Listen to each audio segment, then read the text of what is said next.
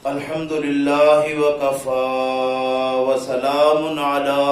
عباده الذين اصطفى أما بعد فأعوذ بالله من الشيطان الرجيم بسم الله الرحمن الرحيم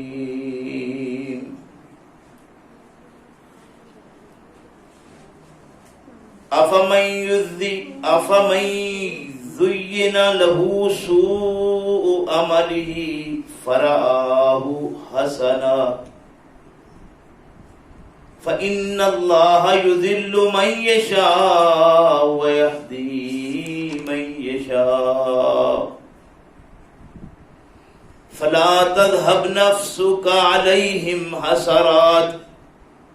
إن الله عليم بما يصنعون أفمن زين کیا پس وہ شخص کے زینت دیا گیا لہو اس کے لیے سوء عملی برا عمل اس کا فرعاہ حسنا اور اس نے اس اپنے عمل کو اچھا سمجھا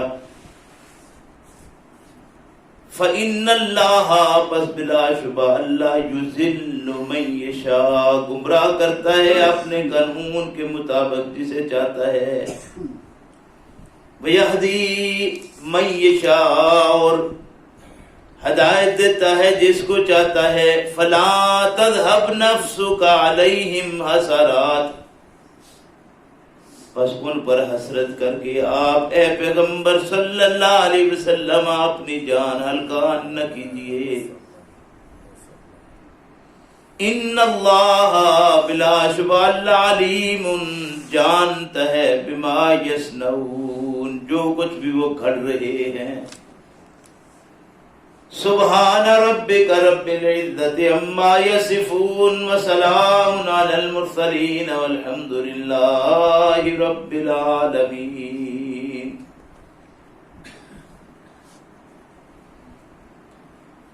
میرے محترم بزرگوں بھائیوں آج کے سبق میں یہ 22ویں پارے سے سورہ فاطر کی 8 نمبر آیت ترجمے کے ساتھ آپ نے سنی ہے اللہ رب کریم سے دعا ہے کہ اللہ ہم سب کو اپنی کتاب کو صحیح معنوں میں سمجھنے کی توفیق عطا فرمائے اور سمجھ لینے کے بعد ہمیں اپنا کردار اور اپنا عمل قرآن کے مطابق بنانے کی توفیق دے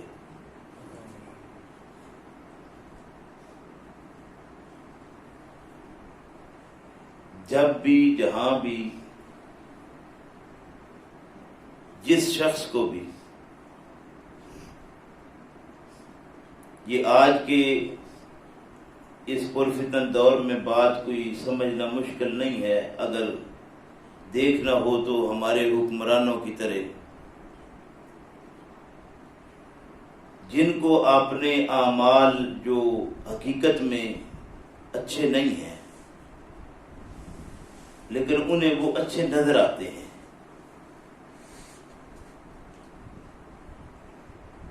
اور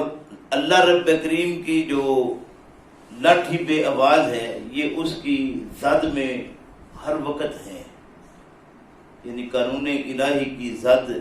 ہر وقت ان کے اوپر ہے اور ان سب کو اس سے نکلنا محال ہے اسی کا یہ نتیجہ ہے کہ آج ہر آنے والا بد سے بدتر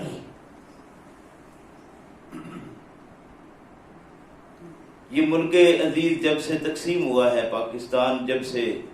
پاکستان مرد وجود میں آیا ہے یہ ہندوستان تھا اس سے جو تقسیم ہوا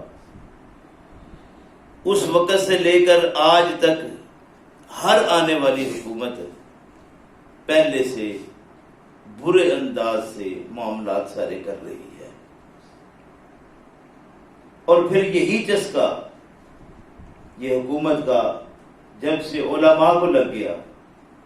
وہ کسی بھی نام سے جماعت بنی تو وہ علماء بھی اسی صف میں اسی طرح شریک ہو گیا، وہ اس میں برابر کے شریک ہو گئے، اور اب وہ کسی بھی گروہ بندی سے تعلق رکھتے ہوں، وہ مذہبی نام کوئی بھی اپنا رکھتے ہوں، جب تک اس کو کفر سمجھتے رہے، جب کو دنیا میں سب سے بڑا یہ بت سمجھتے رہے، لیکن جب سے یہ خود کود گیا اور آج یہ سارے وہی سلسلے ہیں آج جو اس میں اندر لگے ہوئے ہیں۔ اور انسان اگر سمجھنا چاہے تو اس کے لیے یہ بہت بڑی بات ہے۔ اللہ فرماتے ہیں افمن زین لہ سوء عملہ، وہ شخص جس کو اس کے برے اعمال اچھے لگنے لگے۔ ہر وہ شخص اگر اپنا ایسا کرے، حکومت ہے، دوسرے عوام ہیں، علماء ہیں، جماعتیں ہیں، تنظیمیں ہیں، جو افرادی طور پر ہے، ہر انسان، اللہ ارشاد فرماتے ہیں افمن زینا، وہ شخص کے زینت دیا گیا، اچھا لگا، لہو اس کو، سوء عملہ، اس کا برا عمل ہے وہ اسے اچھا لگنے لگا، فرآہ حسنا، اور اس نے اسے اچھا سمجھا۔ انسان جب اس بات کی طرف آتا ہے کہ وہ کوئی کام اچھا نہ ہو اور کرنا شروع کر دے تو فطری طور پر اس کا نفس، جس کے متعلق قرآن نے کہا وَنَفْسٍ وَمَا سَوَّاهَا فَأَلْهَمَهَا فُجُورَهَا وَتَقْوَاهَا، انسان کو اللہ رب کریم نے ایک نفس دیا ہے جو اسے اچھائی اور برائی دونوں کی تمیز کر کے بتاتا رہتا ہے۔ انسان کا نفس برے عمل کرتے ہی اس کو باور کرواتا ہے کہ یہ تیرا عمل اچھا نہیں ہے، اور وہ گناہ کرتے کرتے وہ نفس اس کو لان تان کرتا ہے، پھر اس لان تان سے جب وہ آگے کرتا ہے، وہ چڑھتا ہے، انسان اس کو باز نہیں آتا تو وہ ملامت شروع کر دیتا ہے اس کو کرنا کہ تو کس کام میں لگ گیا ہے۔ پھر بعض اوقات ایسا بھی ہوتا ہے کہ انسان کا نفس ہی ہے جو سخت قسم کا احتجاج بھی کرتا ہے کہ کس کام میں پڑے ہو، کچھ خیال کرو، لیکن انسان کیا ہے کہ وہ اس کو کرتے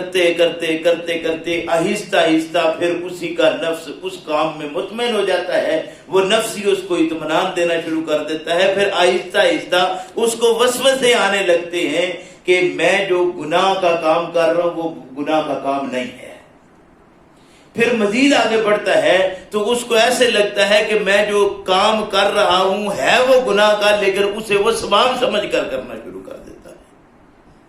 اور آج جتنے بھی مسائل ہیں وہ سارے بالکل اس طرح ہے، کوئی ایسی بات نہیں ہے کہ انسان کرنے لگے تو انسان کا ضمیر اسے ملامت نہ کرے کہ یہ جو کر رہے ہو یہ صحیح نہیں ہے، جو کر رہے ہو یہ جائز نہیں ہے، جو کر رہے ہو یہ درست نہیں ہے۔ فرمایا افمن زین لہ سوء عملہ فرآہ حسنا فإن اللہ یضل من یشاء، یہی وہ لوگ ہیں کہ اللہ چاہتا ہے تو ان کو گمراہ کر دیتا ہے، یعنی یہ اب اللہ کی چاہت میں گمراہی ان کی لکھ دی گئی ہے، اس لیے کہ انہوں نے کردار وہ اپنا لیا ہے جو اللہ رب کریم نے انہیں نفس عطا کیا تھا، اس نفس کے خلاف یہ چلتے اب اس پوزیشن میں چلے گئے ہیں کہ اللہ رب کریم نے ان کے لیے گمراہی لکھ دی ہے۔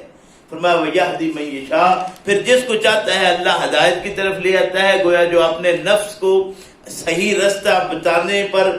اس کی بات تسلیم کرتا ہے اور صحیح رستے پر آ جاتا ہے، اللہ ارشاد فرماتے ہیں کہ وہ اصل میں ہدایت پا لیتا ہے۔ اللہ پھر جس کو چاہتا ہے ہدایت دے دیتا ہے، جسے چاہتا ہے وہ، اور اس چاہنے سے ہم نے ہمیشہ یہی سمجھا ہے کہ اللہ پکڑ کر چاہے تو گمراہ کرے، جسے چاہے اللہ گمراہ کرے۔ بھی اللہ رب کریم نے قانون بتا دیا ہے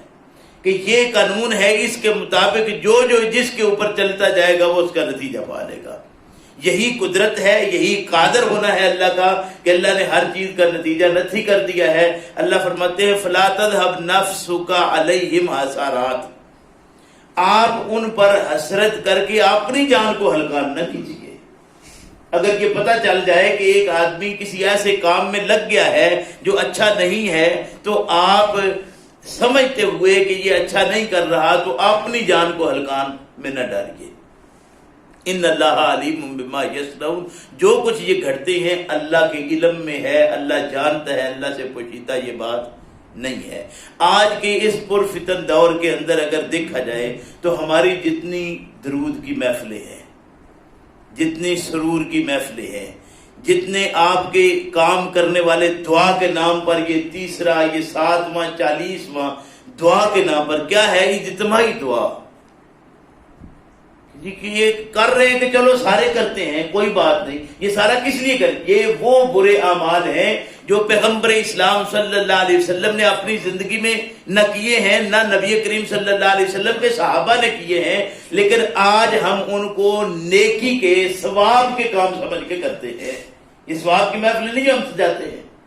آپ ذرا ایمانداری سے سوچئے، اس وقت معاشرے میں یہ سمجھنا مشکل ہی نہیں ہے کہ اس وقت یہ جتنی محفلیں ہم سجا رہے ہیں، جو کچھ ہم کر رہے ہیں، یہ تیسرے 10ویں 40ویں کے سالانہ جتنے ہم یہ دعا کی محفلیں کرتے ہیں اور دین کے نام پر جو کام ہم نے دین کے نام پر جیسے اڈے ہم نے تیار کر دیے ہوئے ہیں،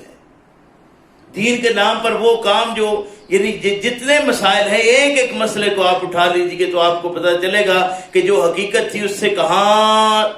کہیں پڑی ہوئی ہے اور ہم کس طرف گھوم رہے ہیں۔ سیاست چمکانے کے لیے عوام کے اندر یہ جو آٹا تقسیم کرنے کے آج کل جو سلسلہ آپ کے ملک کے اندر شروع ہے، ایمانداری سے کہیے کہ کیا یہی اسلام کا طریقہ کار ہونا چاہیے؟ لیکن ہم تو ثواب سمجھ کے سارے یہ کام کر لگے ہوئے ہیں، سارے دن رات لگے ہوئے ہیں کہ فنڈ اکٹھے کرو، چندے اکٹھے کرو، آگے تقسیم کرو، کس طرح جو سارے سلسلے ہیں کہ اپنا نام نمود، اپنی سیاست، اپنا مذہبی جماعت، اپنی جماعتی سلسلہ، ان کو چمکانے کے لیے سارے کام اور سارے دھندے شروع ہیں۔ حالانکہ بنیادی حقوق حکومت اسلامی کا حق تھا۔ آپ نے یہ چھوٹے چھوٹے صرف کارڈ بنا کر آپ نے سمجھا کہ ہم صحت کارڈ دے دیا ہے، صحت دے دی ہے، اس میں سارے نہیں، کیا بات ہے، یہ جس کو چاہتا ہے جو چاہتا ہے یہ سارے کارڈ بنوا لیتا ہے۔ پہلے کبھی ہوتا تھا، کبھی مشینیں تقسیم کروا دی، کبھی یہ چھوٹے چھوٹے کام گاؤں میں، دیہ میں، بستیوں میں یہ کروا، جس کا ہاتھ پڑتا ہے وہ لے جاتا ہے۔ جتنے بڑے یہ آتی ہیں یہ سیٹیں آ جاتی ہیں، کوئی نہیں دیکھتا کہ کون اس کا اہل ہے، نہیں، جس کا ہاتھ پڑتا ہے وہ اپنی سیٹ لے جاتا ہے۔